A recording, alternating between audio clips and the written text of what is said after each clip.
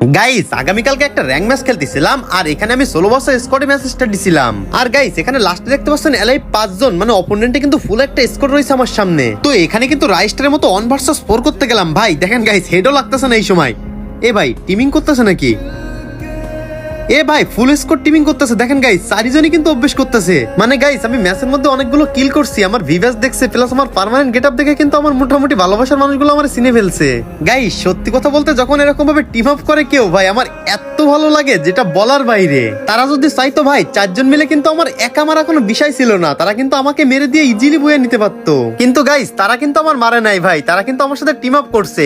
আর এই 4 জন ব্যক্তি তোমরা কে ছিলা সবাই কমেন্ট বক্সে বলে যাবা। আমি দেখতে চাই আমার এতগুলো ভালোবাসার মানুষের মধ্যে এই 4 জন কে কে ছিল।